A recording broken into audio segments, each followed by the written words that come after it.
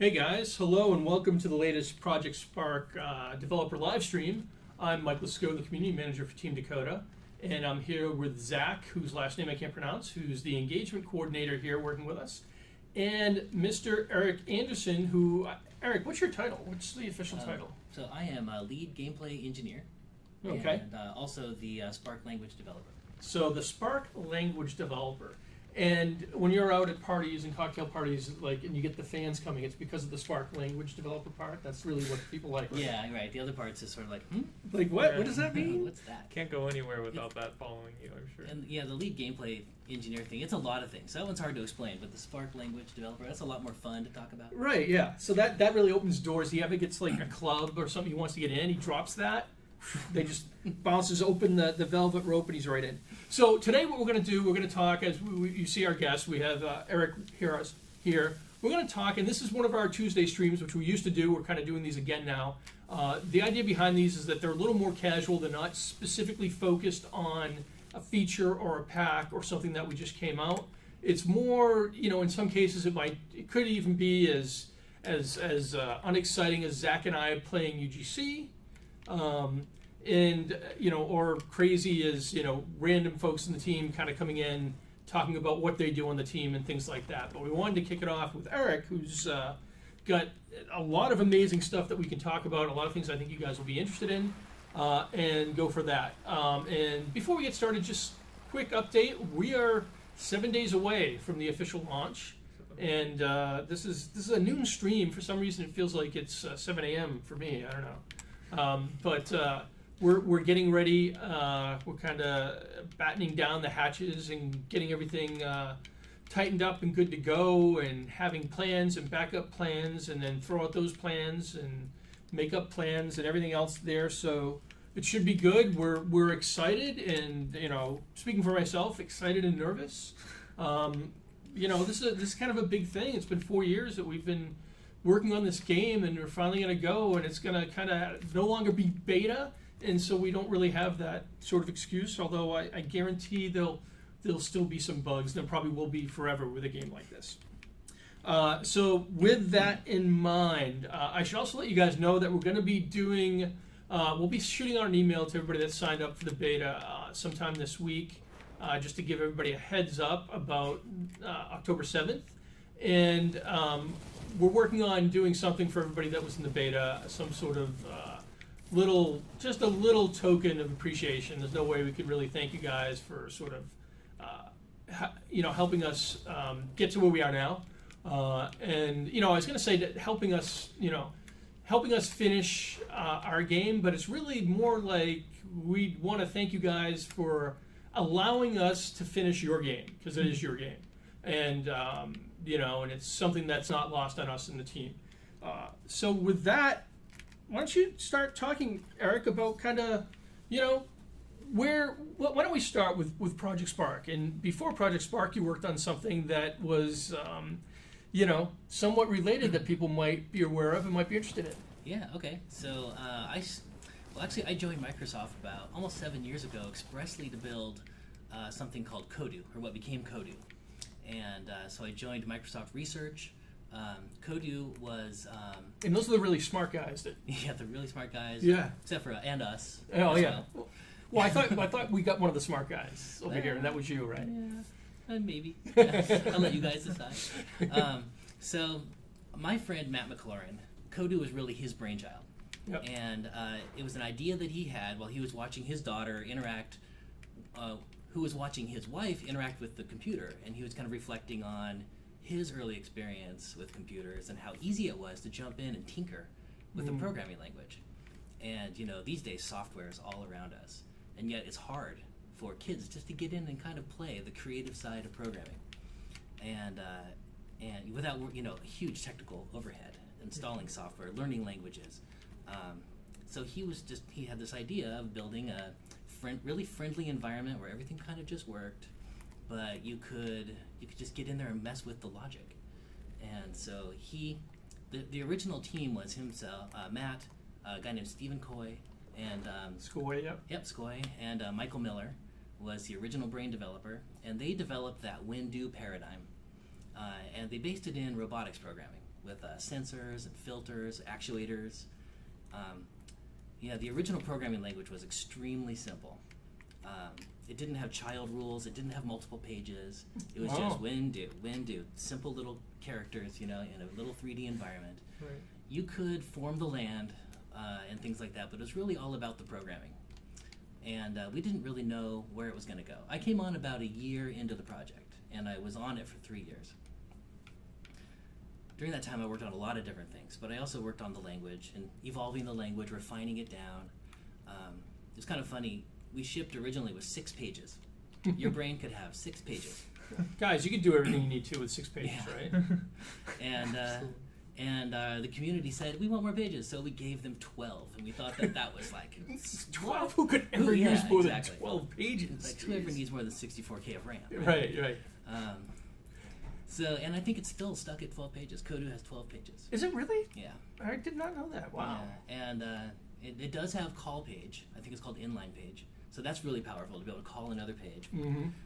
And it has switch page, of course, because you have multiple pages.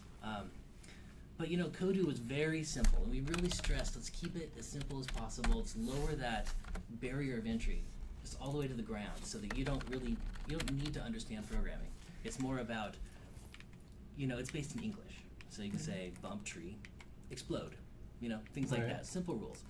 And with Spark, we wanted to keep that simplicity, but also add, raise that ceiling. So if you could add power of a real programming language, you could add variables Yeah. and full mathematical operators. We had none of that in Kodu. So- We grudgingly added numbers. So how did that come about? Like I had, and it's kind of funny, like really right in the kind of the early days when they were starting up Team Dakota and working on Project Spark, I actually came on and helped with the Kodu side of things, doing some of the promotion there and doing some of the community management stuff there, and we actually had it, and it was really starting to kind of, I don't know if it was going to take off, but it was continuing to grow. Mm-hmm. Continuing a lot, and it's one of the things that Scott Fintel was the kind of the product manager on that, and did a lot of great work on that. But we saw it going up and getting in more schools and more people doing stuff. And we actually had a girl, Hannah, from Leominster, Massachusetts, that was a 5th grader who made a game that won the Kodu Cup, and she actually got invited to go to the White House Science Fair in 2011. And it was really cool because she actually got to demonstrate her game for the president. And there's actually a video clip up there of him asking her, "Hey, you want to be a game designer?" And she's like, "Maybe." And he's like, "Whoa, well, I guess people don't usually say that to the president." He's Yeah. like, "Well, I guess you get a little time to decide, True. So it was kind of interesting to see how that goes. But how did they then say, oh, you got Sachs and Henry and all these guys? They said, "Hey, Eric, what if we made like just actual go big with this and make a game on it?" Like, how did that come about? Like, I don't know the exact story of the origin of that. I know that Kodu was a research project, and being a research project, it didn't have the budget of a real, product that we intend to release to the public. Right. And so we strung it along, little bits of budget here and there, and we had to partner with. We had to find partners within Microsoft to help us out. right, and a lot of it was labor love. A lot of it was favors. A lot of people just kind of favors, just saying, "Oh, this is so cool. We have to help you out," And so we came over here. We talked with Jason Major. He was in a different group at the time. Yeah. He was in the Seed group. It was a publishing group, and he really loved Kodu. And he wanted to do something with it, and so that really stuck in his mind. I think that was an important component of getting hooked up with Sachs and this new studio, which became Team Dakota. So they formed this new studio around the idea of taking Kodu big. right. And and going back to Matt McLaurin, it's really his brainchild that made all this happen. Yeah. That was the seed. And it's just really interesting to see how something can go in directions completely unexpected. So what was it like though to be you're over there with all these really really smart research types, and then you come over here and you got like guys like me and Zach, like these complete clowns. And, Oh, and Zach. Huh? you know, Okay. well, I'm yeah, like- you're right down there with it. It's an entire team of superstars. It's incredible to see what's happening over here and how fast we do it. But was the culture different? Was it?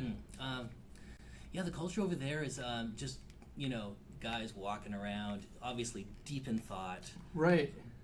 Yeah, it's just incredible. They have their Think Week every year, and you get to see the product of that entire, the products of that entire year's worth of deep thought and execution.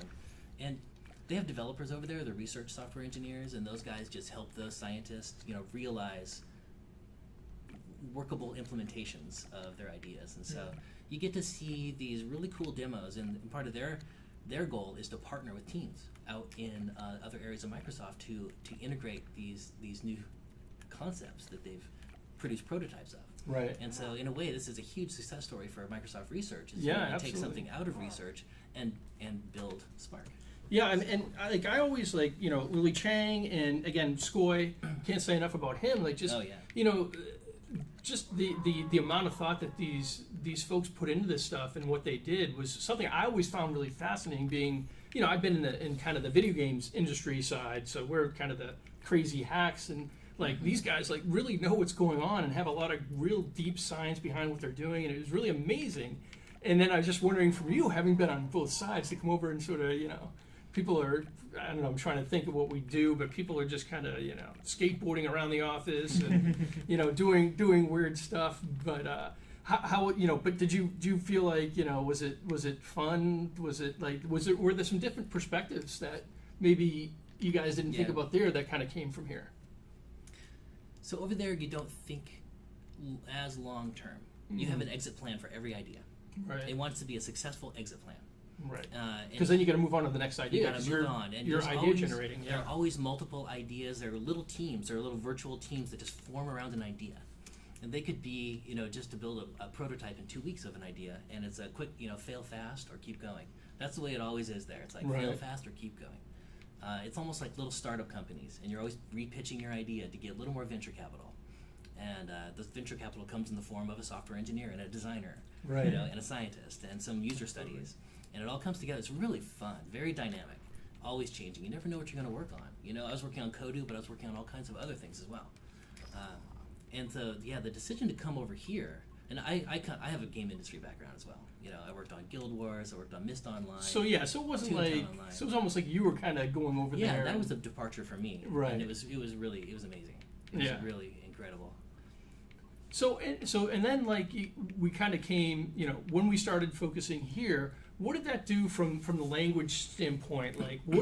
What did it mean for you and what you were working on to say, okay, this is now something that's going to be facing consumers, they're going to be using it, it's going to be a lot wider spread. What sort of decisions came into play there? So the language as implemented in Kodu was really not very efficient. It's not performant. Right. It doesn't even really have a parser. It just sort of, every tile looks around at the whole brain and says, what should I do? Who should I do this to? And it does that every frame. It's very, very basic implementation. But it served its purpose well. But it wasn't, it was at its stage where it would need a little bit or a whole lot of redesign in order to become something that could work in a AAA game engine. Right. So we decided to start from scratch take the idea and re-implement it. And so looking at it there were so many unknowns, even just the language design and how we're going to take this further. So we decided, okay, we'll just re-implement Kodu. We'll start there. And then we're going to add, some data types and some variables and some literal, some constants and things like that users could create. Yeah. We had no idea how that would just explode the language complexity. And so, and in the beginning, we decided to write a real interpreter, just like a scripting language interpreter. And so we needed a parser that would take the infix, which is, A1 plus 2, the operator is in the middle, so that's infix. The runtime actually executes the code in postfix. So you have 1, 2 plus. And so we had to build some code that would transform that. And so that was a large chunk of the early work. And actually in the earliest beginnings, we had to write code in the brain editor in postfix. We didn't have this infix interpreter. So we would write 1, 2 plus, or A, 1, 2 plus equals, and that was like A equals 1 plus 2, when you reorder it. So Right. that was kind of fun. And then finally we got the parser in there and then made life better. Other people could use it, finally. Designers could start to use it. Right. We had some early demos where we didn't have that, and it was very difficult. It's But just yeah, so it's just interesting because like one of the things that people would always say when they look at it, people that were familiar with Kodu is like, oh, so this is using Kodu, and this is based on Kodu, and what we always said, or what I always said, was that it was really the spiritual successor to Kodu, and so I think that is accurate, right? Because it wasn't like you took Kodu; it was like you took the idea and you basically recreated that to start, and then went from there. yeah, we realized this is a very accessible programming language, and we can go big with this thing. So, we just took that great idea of that super simplified programming language, and then just bolted it onto a AAA game engine. And in Spark, it's not the only way to create. In Kodu, we were very programmer centric. It was all about Right. tinkering with code. Here we ship our DLC with pre-programmed objects. You can open them up and tinker with their brains, but they all kind of work together, by default. Right, So and that's you- kind of one of those things, right, where you could be the artist type and you want to paint and sculpt, and you can actually create and express yourself in that way, and never have to go in there. Or, you can be somebody who's more like a level designer, and you're just kind of putting down the enemies and the quests and using assemblies, or you can go deep down into the the blood and guts, down to the metal, and make everything you want within the brain. And of course, you could be somebody who's just a player and just goes in and checks what's there. Yeah. So it's kind of the four different angles on that. And- So what were some of the real challenges that you hadn't expected, that you kind of ran into as you went down and started getting closer? Yeah. Especially once we went to alpha and started to see people playing and using it. Right. What was your biggest surprise when you actually had like a slew of players enter into Spark? Like, what were you like? Oh, wasn't expecting that at all. Let me think back. Let's see. I'm always amazed and surprised at how people quickly build things like the Minecraft clone that's out there. Yeah. And it's just impressive what people do with the language, things that I would never expect. And I love downloading those things and just taking it apart and see how they did it. And it's so impressive to see how they use the language. That is the most exciting part for me, is to see what people create, but then go in and see how they did it. Right. The And brains. does it did you see a lot where people did it in ways you didn't even think the language, you never imagined people would be using it? Like, is it all creative, or is it Sometimes it's surprising, and sometimes I learn things. I'm like, oh, that's cool. Oh, I like the way they did the little state machine or something, and or like, wow, this person, can write some really really reduced, compact, minimalist code. I'm like, this is some great stuff. I like to see how people either stack their logic vertically through a lot of sub rules, or they just keep going out horizontally, Right. and that helps me understand how we could refine the brain editor to be able to view the code better. Maybe a continuous zoom out. That's something I personally want. Right. Continuous zoom in and out on the page. Nice. Yeah, and that's part of, I think, what I'm most passionate about on this project is continuing to help make it easier to write code. Right. To make the brain editor even more friendly to mouse and keyboard users. Mhm. Maybe add code comments. We talk about this. We don't know where Right. it's at in our feature list yet, but we have a ton of ideas, and that's the part I'm trying to drive the most. Yeah, I know that's one of the things that our community's always. Although they'll say there are ways you can get around that as well, but it's there's a lot of things, and it's really kind of cool because we have really really great overall community, and especially kind of our core community. And within that core, we have some people that are really hardcore onto the coding side of things. And these guys talk about stuff that I just kind of like drool, because I'm like, I don't know what you're, but they come up with different things where they're really looking for specific sort of functionality. Oh, yeah, And sure. one of the big things, I guess, is with the kind of line listing and that sort of thing. And how they how they get the I'm trying to think of the term, but how they know what order things will be pulled in when they do that. It was one of the things that I know that comes up. But a lot of things like that they have for suggestions. Like, is there, when you see that stuff, do you see that and say, oh, that's, I don't know, what are your thoughts when you hear kind of feedback along those lines? So I hear that arrays. Right, Like arrays. the That's, most- that's the word I was looking for, arrays. Yeah. We want those too. Our designers run up against that limitation all the time. Right. And they have workarounds that are expensive. You have to use game objects or something to create a list. Mm. That's terrible. So yeah, we really want to add those in. I don't know where they're at in our priorities right now, but when I see the community, when I see requests like this come in over and over, I write them down. I've got a OneNote that I keep a list of prioritized features, and my priorities are often in line with the community's priorities. So yeah, we want arrays. I really want to make arrays of specific data types. So an array of booleans, an array of vectors, an array of objects. Certain types, maybe not every type. Right. But yeah, and then also another one that I see come in a lot is a request for just a property bag type, just an object that you can add variables to, and then make an array of those. I mean, that's incredibly powerful. I think that alone would unlock so much in our language. Yeah, no, that's really interesting. So what is the way to for the community, and we're really sort of fortunate to have a very engaged community that is, and to be fair, from my standpoint, we've got a team that really listens to the community. But what is it that you find most helpful for you guys in both figuring out what should be on the list, and then to maybe make that case for how it will, where that should be in priority? In other words, how much that will improve things and how many people will benefit from it. What's the best thing they can do to kind of help bring that stuff, surface those sort of requests? Well, I think it's you guys. It's like just listening, keeping our ear out in the community, and gathering that info. Do you think you're much more in tune day to day? And I know Jesse's in there a lot. Yep. I lurk quite often, and so I'm making that list. But is it like, should they create levels with demonstrations of what it is?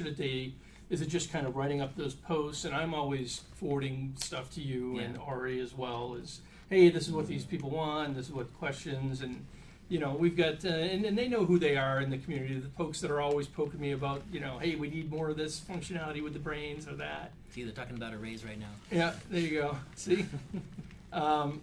Is it, what helps convince the rest of the team, right? Because this is something I see with all the teams, like with the audio team, like these guys want to do everything audio related. Yep. But we're a small team. We can only do so much. So they're kind of like the community can help the audio team say, look, guys, this is a priority.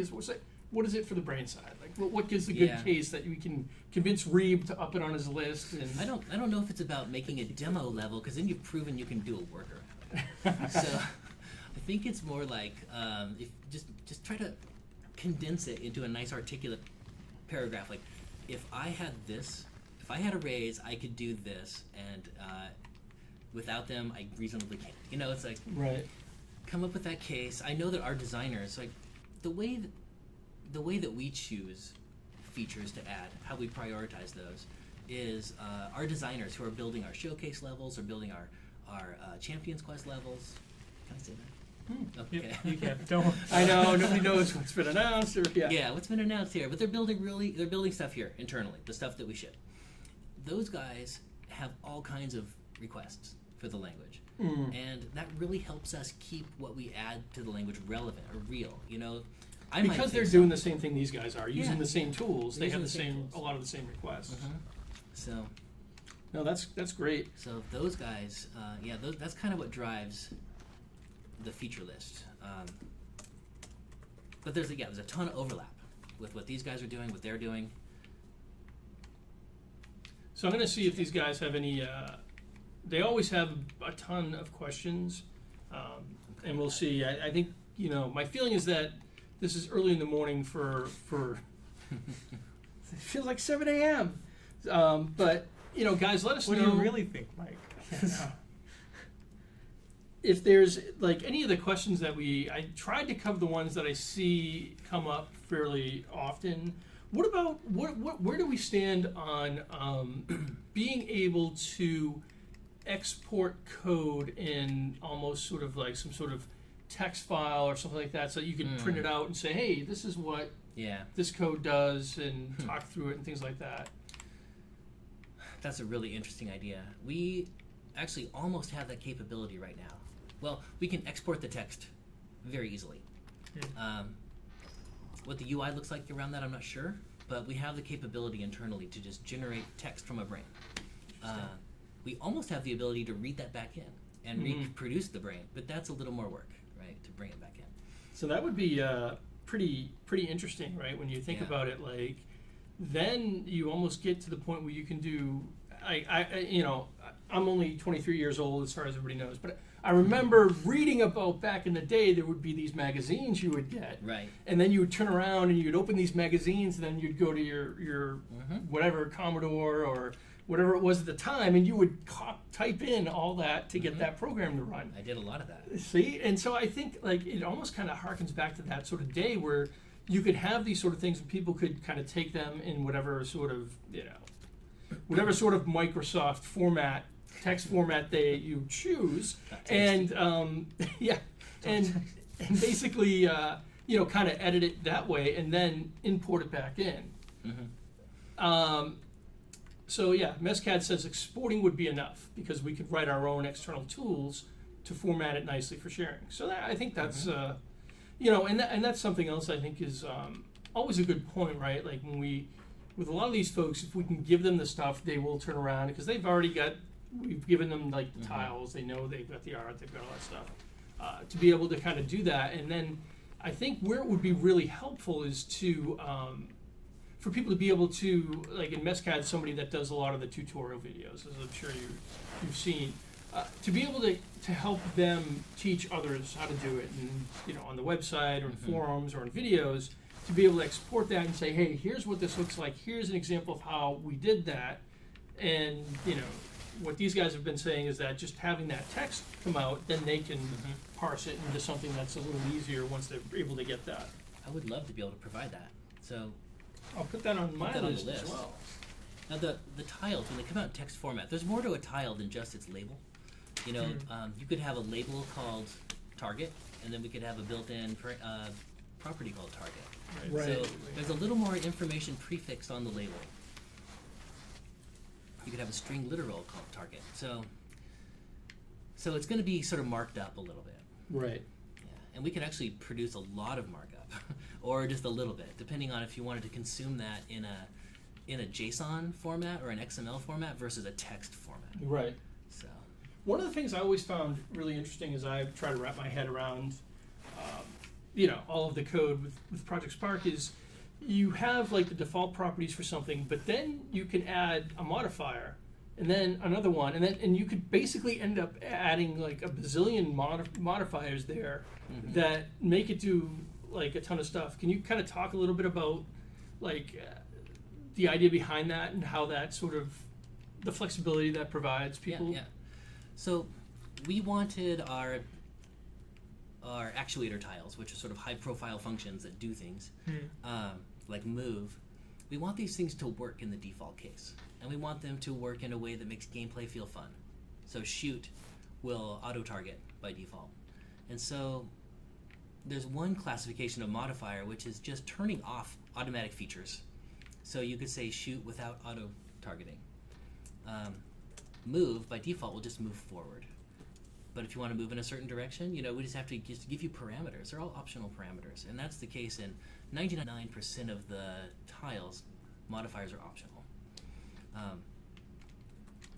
It's in that case, we want to do a lot for you, but then we want to give you the opportunity to change what we're doing or turn it off entirely. And there are just a lot of options that we can't infer. Like, where do you want to move? Do you want to Right. move toward an object, toward a position? Do you just want to wander around the world? Choosing waypoints. And so, we're still actually actively refining how we define this language. Every time a new tile, we've identified the need for a new tile, myself and Bradley Reeb, we get together and we just deliberate over this thing. We whiteboard it 10 different ways. We try to figure out what's the best way to, in the most simplest way, generalize this notion into something Right. that people can use a bunch of different ways but not be overwhelmed by the complexity. So we try to build in a lot of friendly behaviors, but then we need switches to turn them off. I'd say we get it right maybe a third of the time. No matter how hard we work on these things, there's always some rough edges. Yeah, and I think that's a good point. Is that these guys know Bradley Reeb fairly well. Is kind of being the overall guy that's looking from the lead design standpoint, everything regarding there. But he gets really, really deep with you guys when it comes to the Oh, yeah. individual tiles and Mhm. everything. So I mean, it's he and I are we co-design every tile. right. So Really? Wow. That's crazy. I want to say the Raycast was a very interesting tile to use, or a set of tiles to use. Yeah, how did that? I mean, that to me, I'm still amazed with that. Like, when I've seen the demos on that, I'm just like, oh my god, this is magic! Like, how can they do this? It's a very because it's a very abstract idea, I think, for a lot of people, right? Yeah, yeah. Like I've done some stuff with raycasting before, but to actually have it out like tiled and like kind of simple, plain logic, Yeah, that must have been something to think about, right? that was one that we worked on very hard. Yeah. Yeah. We struggle over labels too. You know, Mhm. should we expose the terminology that the game industry uses? Right. Absolutely. And that's actually kind of our default. If we can't find something better, we'll just use the common term that's used in a game engine like Unreal or Unity. Right. Right. So that they can transfer their knowledge to these engines, and those engines will have some familiar aspects. Right. So that's what we chose for Raycast. But I wish I could remember some of the other alternate ideas. It's like Yeah. shoot line or objects along line, or things like that. We try to bring it into an English context. Yeah. Right. That didn't work for Raycast. Luckily, I think we made the right call there. So I think it's kind of an interesting story in that Zach was somebody who was, was a developer. Now he's no longer. Now he's over Thank with you. us engagement folks. So Zach was a developer who's used Unity and stuff, and he was actually a professor teaching game design down in San Francisco before we, like Charlie's Angels, pulled him out of that and put him up here and made him do lots of crazy work, like help our Twitch streams work. But he was at GDC where we were demoing Project Spark, and like overhearing his discussion when he talked about it, it was really interesting where he was saying like, I kind of get it talking with the students where like Unity and these other things, like just getting it set up, that time to get in and do all that versus here you jump in and you're immediately doing stuff. So I think Zach has kind of a little bit of an interesting perspective on it, and when you kind of jumped in, Zach, and started doing it, you kind of were bringing stuff up pretty good. You made the Humble Questing Bundle was your Yeah. That claim to was my fame. Like contribution. you seem to be able to operate pretty quickly with that, given sort of, I guess, was it your background that you were able to bring in and use there, or was it? What Oh was yeah, your for thoughts sure. on that? Well, I mean, I think it's pretty obvious for anyone who's used a scripting language before that this is more. I wouldn't call it a scripting language. I'd call it a giant state machine, but maybe I'm using it wrong. I think that's more accurate. But Yeah. How many people know what that is? Yeah, right, exactly. But it's super, super interesting, and it teaches you almost everything you need to know about programming at a low level. And I think if you plan to go into the game industry and be a scripter, if you know how to use Kodu, it would be maybe some sleepless nights with some coffee, but you could figure out any other language that you're going to be scripting in. Like, for instance, I don't want to drop a lot of names, but high-level languages like Python and Lua and stuff like this. Like, they aren't all that different. The Kodu language, or I should say code now, right? K-code. K-code. I call it the Spark language sometimes. Spark language, I like that too. It's very cool because there's so much you can do so easily. And even for non-programmers or those who don't desire to be a game programmer, Yeah. this is just a very accessible system of logic It that is. does sort of introduce you to software. And what is software? The little rules that just decide things and do stuff. So, and our world is driven by software more and more. Apps, embedded systems, so, computers, and Pretty much everything now. And- It's hard to find something that doesn't have some software in it somehow. yeah. And if people in these times can just kind of understand a little more deeply about the nature of software, then I think that's a really important aspect of being of literacy these Right. days. Yeah, And I so- think you can definitely yeah. be technologically illiterate now, and Yeah. this definitely helps. And this just gives you a nice background to what's going on all around you. And I think we need that. And Spark is actually a great opportunity for folks just to become familiar with software. Yeah, one of the things I always found interesting is, from more of the gamer's perspective, is here's this great tool set where you can go in, and I think in a lot of ways the secret sauce and really the game within the game is to go in with these rules and you start doing stuff, and then you just see the weird things happen that of course, you're telling it exactly what to do, and that's what it's doing. But sometimes you get, usually, most of the time, you get crazy, sometimes hilarious results where you're Yeah. like, oh, whoa, that's not what I intended, but wow, that's pretty crazy. And I think that is a lot of the fun in it, and it's something that I see people do that with almost every game, right? People love kind of doing that, and hey, what if I do this and put this on top of that and do these things at the same time? What happens? And this is sort of that sandbox, where you can just go and do all kinds of things, and who knows, make that, every time you hit that goblin, he gets bigger. Well, have you thought about what eventually that means? And then you get this giant, oh no, Yep. And so How a lot big? of things like that just kind of get really crazy and fun that I think is really cool. And in a lot of ways, it's, people don't even realize that they're learning how to code by doing this. They're just kind of Right. playing around Yeah, and having exactly. fun. It's a sort of side effect of just exploring that creative side of programming. Yeah, absolutely. Zach, so what questions do you think you would have had, like when you started, like what things maybe would have helped you kind of get a Oh man, so like exporting text sounds awesome. The only thing that sounds more awesome than that would be if you could make a list of modifiers for each tile. That would be cool. Like the closest thing to an API you feel like you could put together without having to kill yourself would probably be great. So just to have a complete listing of the language and all options for every Yeah, tile. and it wouldn't even need to be elegant. Yeah. Just like, for instance, Raycast.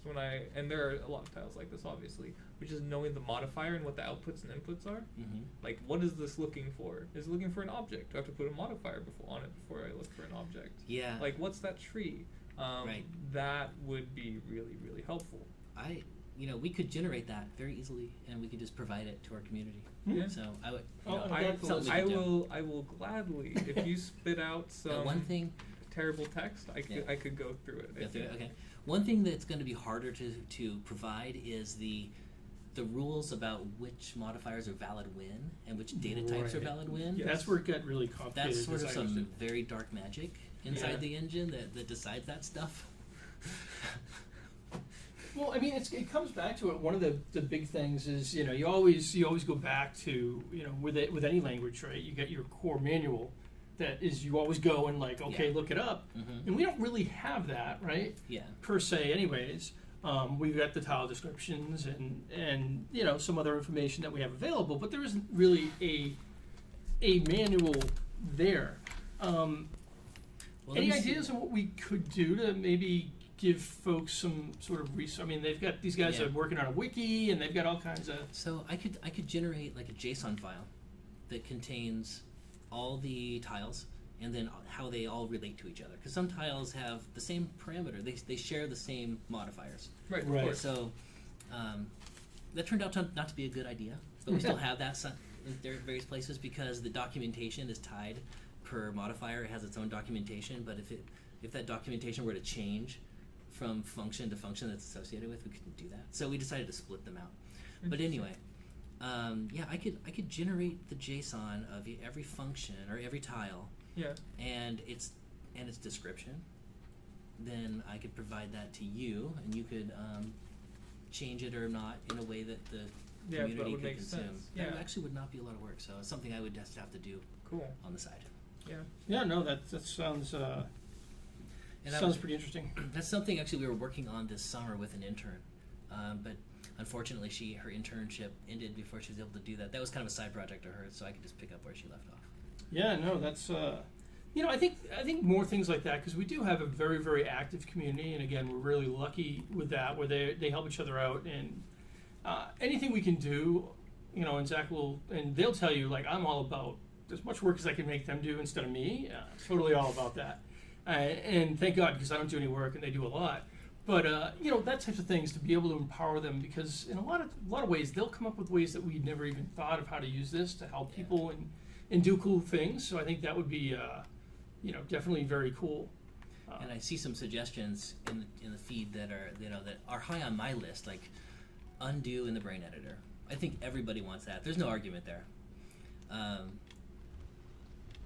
then I saw another one which was comments in the brain editor, and that's another one that's also big on our list. So those are well known, and we always ask for them around here too. So we'll just have to corner whoever it is and try to get that up there in We just got to priority. get our they have to fight against other high priority things. So they'll get in eventually. I just don't know where they're at right now. Good stuff. And we're always refining that list, and that list is always changing. And so anything, like what can you talk about that you're working on sort of language-wise right now that you're kind of doing that isn't going to reveal any Yeah. super secret stuff? Not Okay. that I know anything super secret. I'm focused So- entirely on the launch, but Well, let's see. One thing we did that's in the next release, and it's not a language feature, but we rewrote the code interpreter from scratch to be a lot faster. So I think all of our users will like that.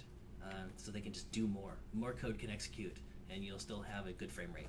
no, so that's good. So that's part of like one of the performance improvements that Yeah. we were making. One of the many performance improvements that we made, and that was a ton of work.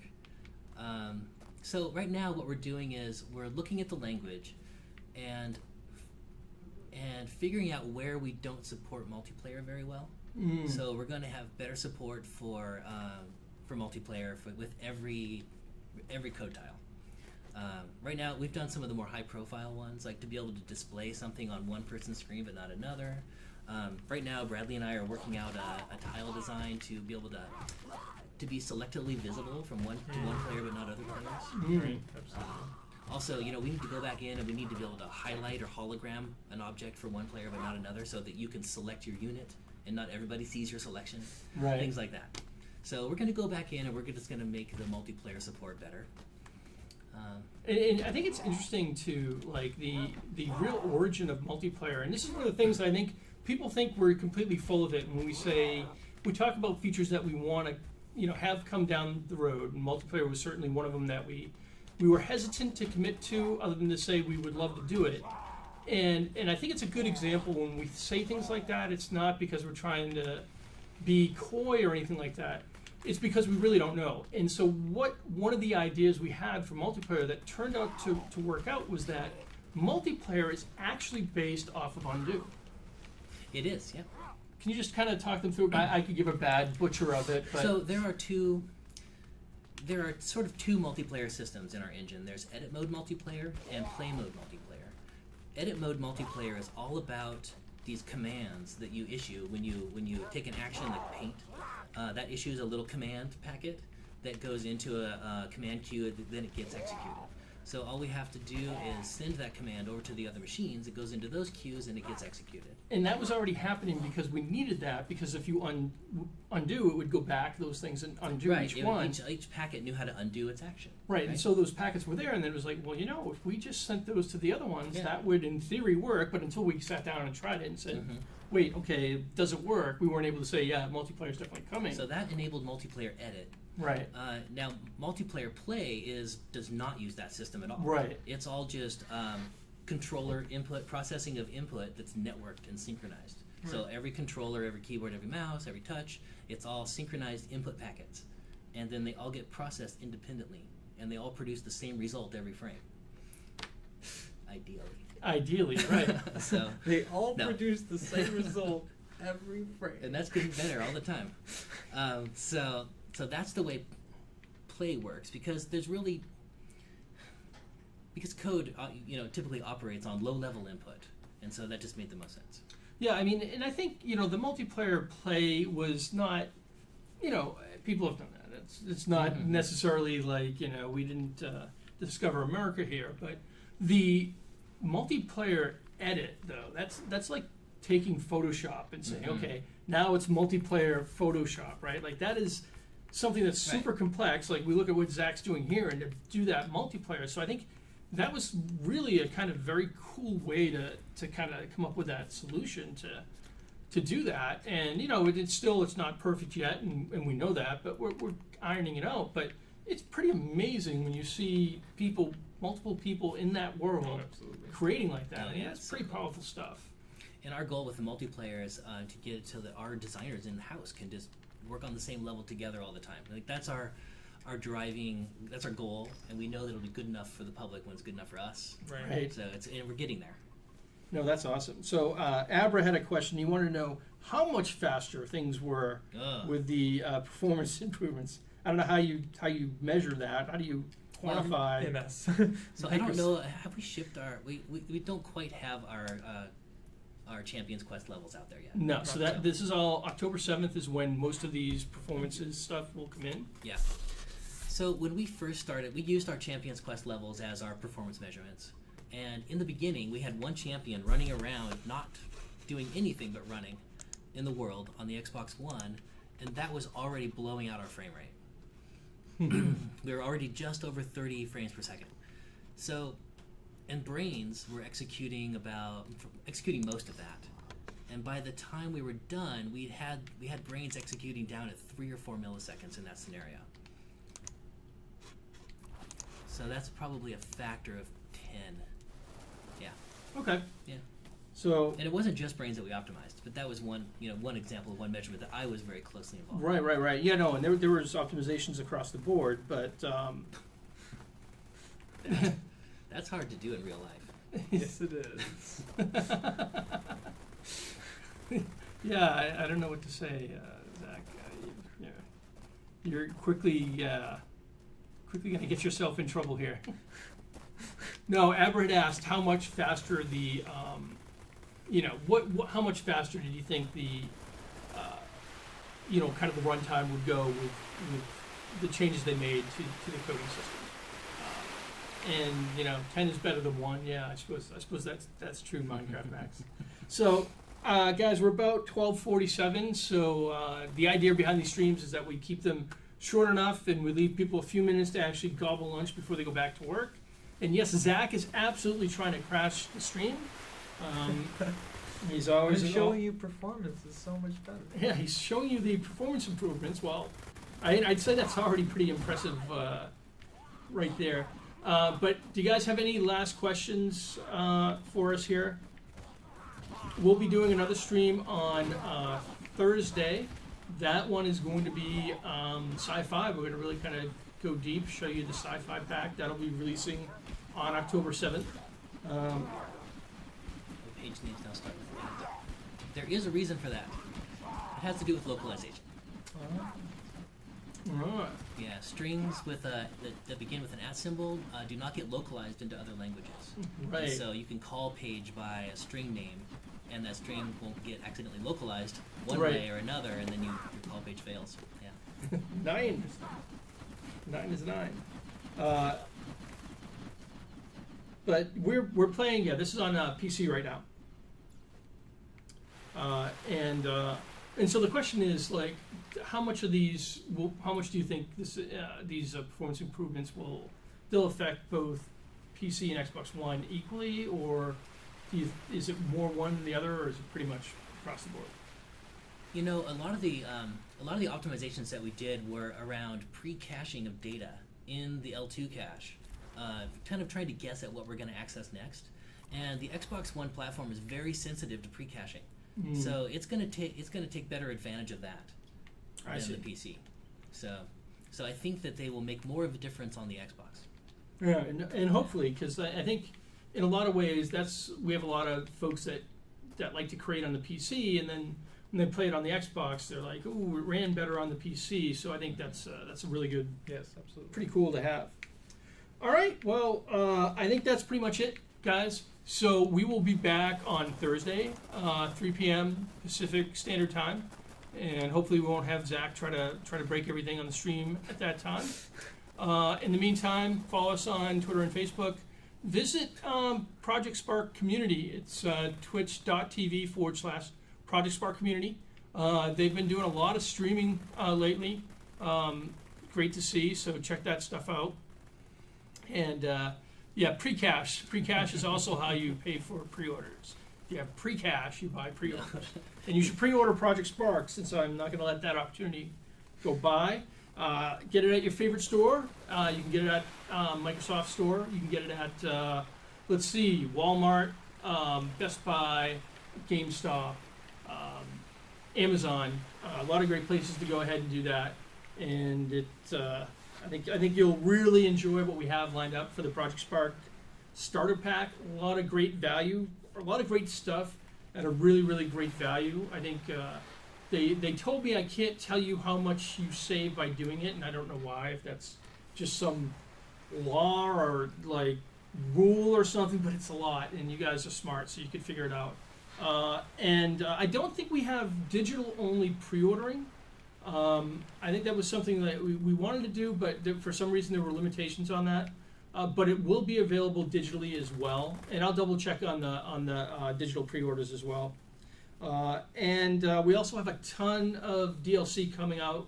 Some of it immediately after launch, a lot of good stuff. And we just had Thin Primitives come out last week, which was pretty cool. So, and as Mescad points out in chat, pre-orders from the Microsoft.com store get you a $10 gift card. Is that true? Wow. Cool. I might need to go do that right now. But awesome. All right. Thanks, guys, and we'll see you next week. See y'all.